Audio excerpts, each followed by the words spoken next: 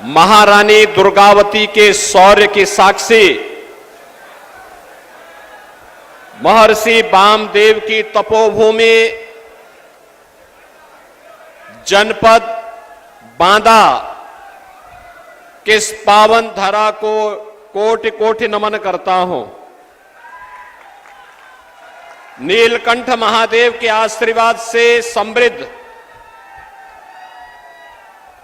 एक नए इतिहास का सृजन करने के लिए हमारा बांदा आज तैयार बैठा है और इस अवसर पर आप सभी नरेनी और बांदा के अपने मतदाता बहन और भाइयों का मैं हृदय से अभिनंदन करता हूं, स्वागत करता हूं। मंच पर उपस्थित भारतीय जनता पार्टी के जिला के अध्यक्ष श्री संजय सिंह जी, जिला अध्यक्ष चित्रकूट श्री लवकुश चतुर्वेदी जी, लोकप्रिय सांसद और भारतीय जनता पार्टी के प्रत्याशी श्री आर.के. सिंह पटेल जी, प्रदेश सरकार में मंत्रिमंडल के मेरे सहयोगी श्री रामकेश निषाद जी, लोकप्रिय विधायक श्री प्रकाश द्विवेदी जी, लोकप्रिय विधायक नरेनी श्रीमती ओममणि वर्मा जी, प्रदेश सरकार के पूर्व मंत्री श्री चंद्रिका प्रसाद उपाध्याय जी, पूर्व सांसद श्री रमेश द्विवेदी जी, मंच पर उपस्थित भारतीय जनता पार्टी के हमारे सभी पदाधिकारीगण, वर्तमान और पूर्व जनप्रतिनिधिगण और उपस्थित नरेनी और बांदा के मेरे सभी उपस्थित बहन और भाइयों, आज मुझे कालिंजर की इस ऐतिहासिक विरासत की भूमि देवादिदेव महादेव नीलकंठ की इस पावन धरा पर आप सबसे संवाद करने का अवसर प्राप्त हो रहा है। इस पावन धरा को कोटि कोटि नमन करता हूं, आप सबका अभिनंदन करता हूं। बहनों और भाइयों, लोकसभा चुनाव 2024 आज चौथे चरण का भी मतदान हो रहा है। 3 चरण पहले पूरे हो चुके हैं, जिनमें 285 लोकसभा सीटों पर चुनाव हुए हैं। तीसरे चरण में आज 10 राज्यों की 96 सीटों पर चुनाव हो रहे हैं और आप जान ही रहे होंगे, पूरे देश के अंदर एक ही स्वर है, एक ही लहर है और वह है कि फिर एक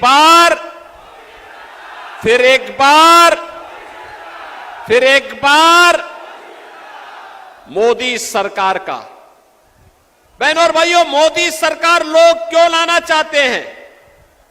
देश के अलग अलग राज्यों में जो हम जाते हैं तो जनता जनार्दन एक ही बात कहती है और कहती है, जो राम को लाए हैं,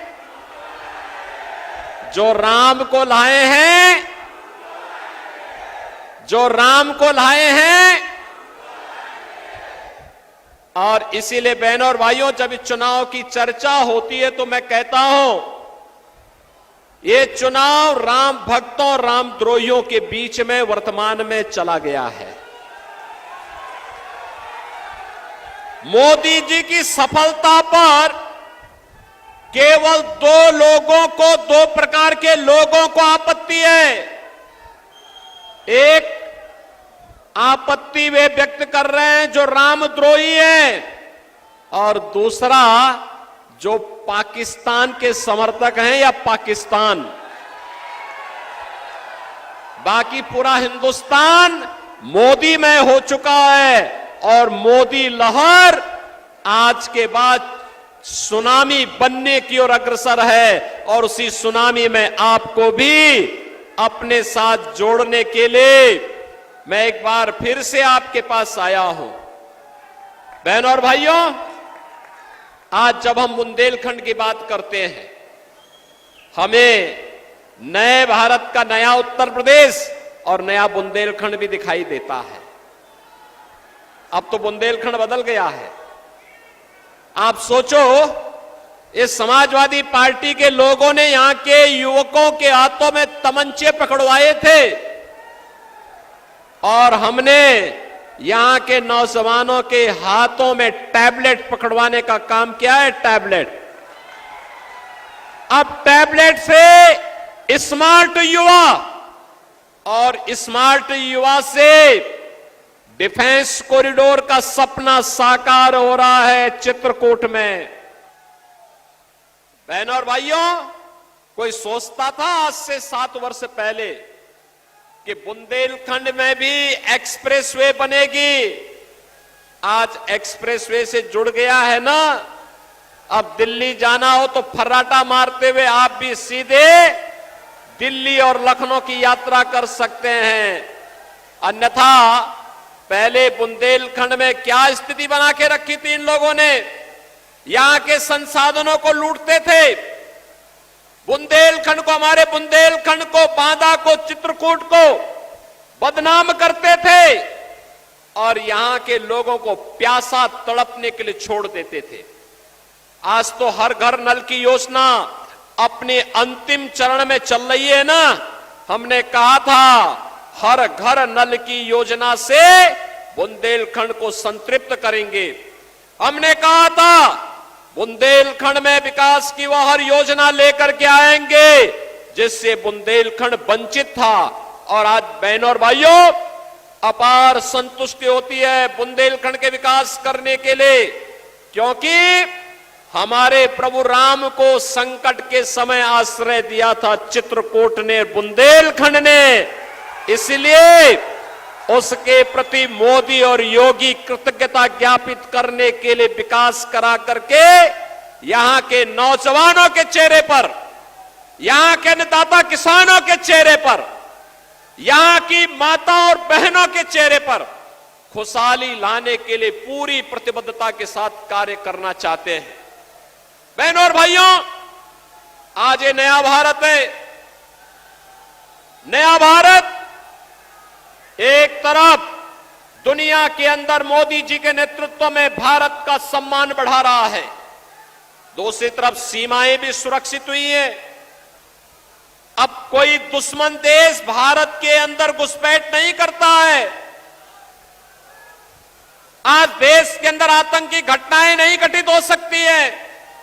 आज आप देख रहे होंगे, पहले आतंकी वारदात कांग्रेस और सपा की सरकार में होता था तो इन लोगों के पास एक ही जवाब होता था। ये कहते थे, क्या कहते थे? कहते थे आतंकवाद सीमा पार से हम क्या करेंगे। और आज थोड़ा जोर से भी विस्फोट हो जाए ना पटाखे का, तो पाकिस्तान सबसे पहले सफाई देता है कि साहब मेरा हाथ नहीं है, क्योंकि इसे मालूम है ये नया हिंदुस्तान है, ये नया हिंदुस्तान है, छेड़ता नहीं है। लेकिन अगर कोई छेड़ता है तो उसको छोड़ता भी नहीं है। आज बहनों और भाइयों, विकास भी है, expressway, highway, railway, 1 district 1 medical college और हर घर नल की योजना, डिफेंस कॉरिडोर भी है और विकास की वे सभी योजनाएं जो आज हर चेहरे पर खुशहाली ला सकती है, हर नौजवान को स्वावलंबन की ओर अग्रसर कर सकती है। और गरीब कल्याणकारी योजनाओं की तो कोई गिनती नहीं। आप सोचो, 80 करोड़ लोग भारत के अंदर फ्री में राशन की सुविधा का लाभ प्राप्त कर रहे हैं। कितने लोग प्राप्त कर रहे हैं? 80 करोड़। और बहनों और भाइयों, पाकिस्तान की आबादी कितनी है? 23 से 24 करोड़। कितनी है? आज का समाचार पत्र पढ़ा आपने? पाकिस्तान में 1 किलो आटा के लिए मारा पीटी हो रही है। कल वहां दंगा हो गया इसी बात को लेके, क्योंकि आटा ही नहीं है देश में। पाक अधिकृत कश्मीर में लगातार आंदोलन चल रहे, कह रहे कि हमें भारत का हिस्सा बनाइए, क्योंकि भारत में मोदी जी का शासन है और इसलिए हम भारत के अंदर खुशहाल रह पाएंगे। ये जो पाकिस्तान का राग अलाप रहे हैं, इन लोगों से बोलो कि भैया जाओ पाकिस्तान में ही रहो, वहां भीख मांगो, भूखे मरो, भारत के लिए बोझा मत बनो, क्योंकि भारत के लिए बोझा बन करके भारत की प्रगति के बैरियर ये लोग बने हुए हैं। बहनों और भाइयों, मैं आज आपसे यही कहने के लिए आया हूं, एक नया भारत है।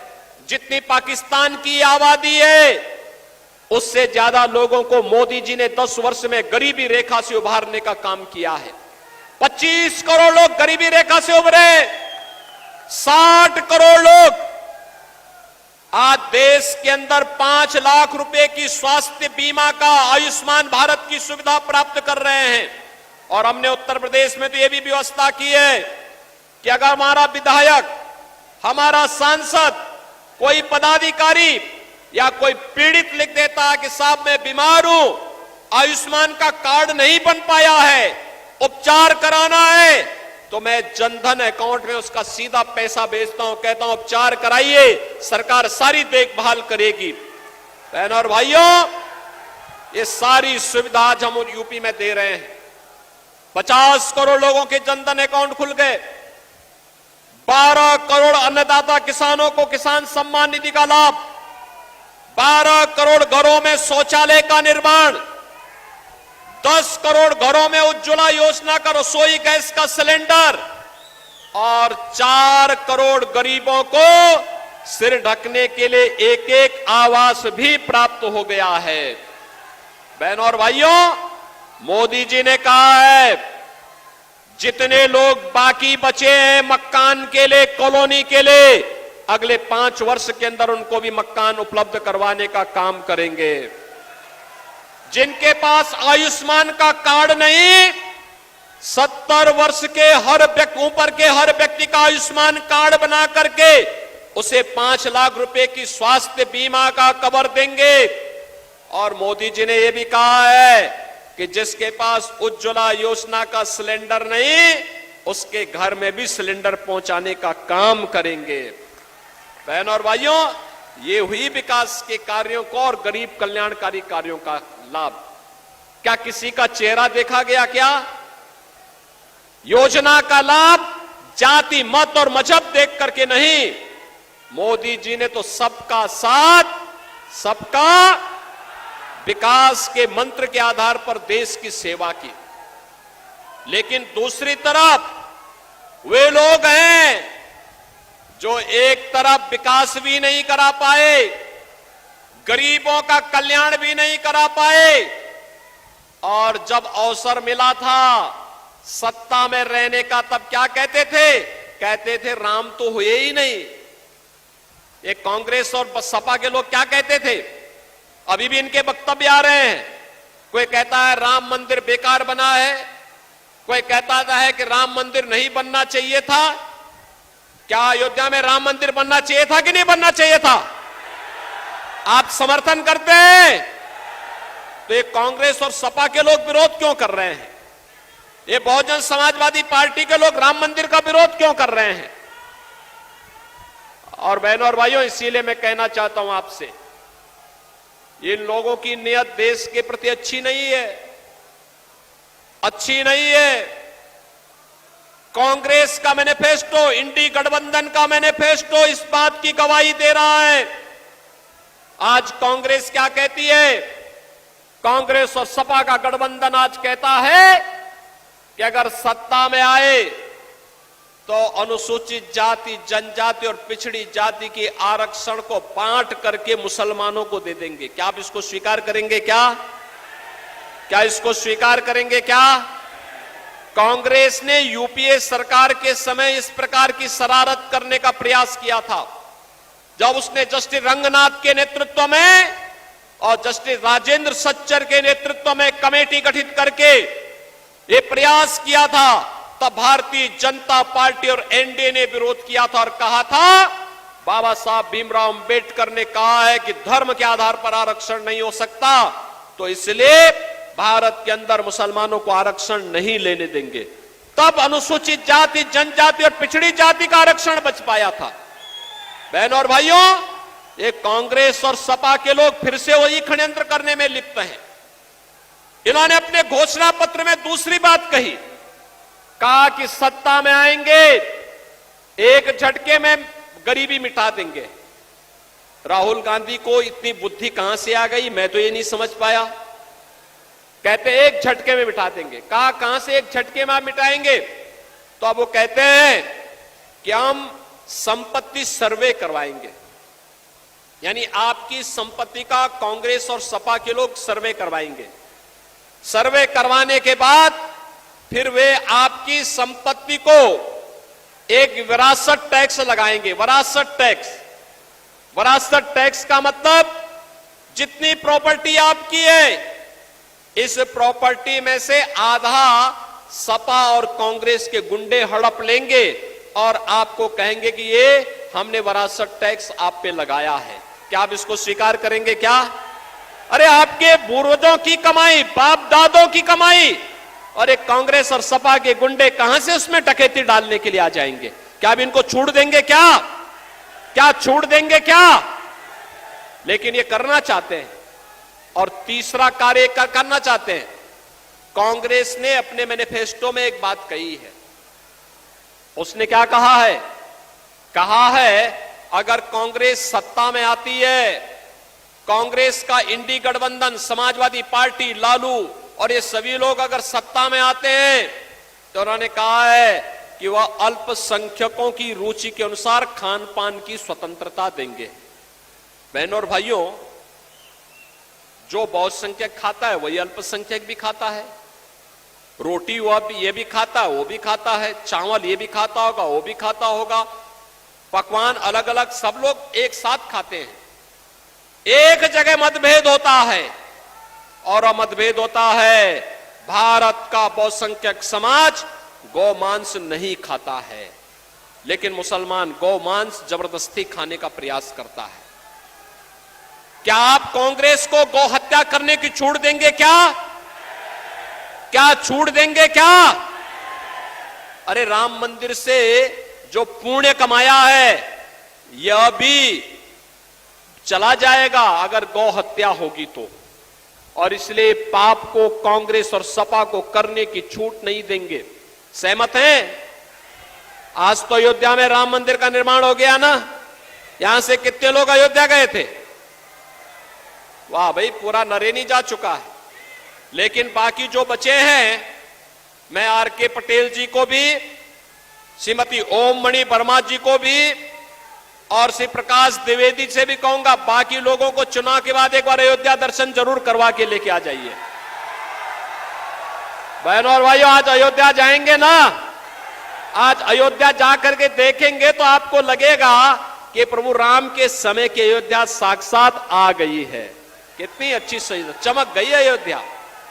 अब एक तरफ राम भक्त है, दूसरी तरफ राम द्रोही हैं। एक तरफ विकास के कार्य कराने वाले लोग हैं और दूसरी तरफ विकास में रोड़ा अटकाने वाले लोग हैं। एक तरफ गरीब कल्याणकारी वाली भाजपा है और दूसरी तरफ गरीबों के हकों पर डकैती डालने वाली सपा और कांग्रेस और बसपा है।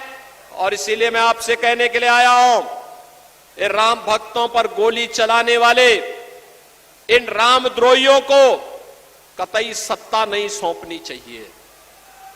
आतंकवादियों के पैरोकार समाजवादी पार्टी और कांग्रेस को कतई समर्थन नहीं दिया जाना चाहिए।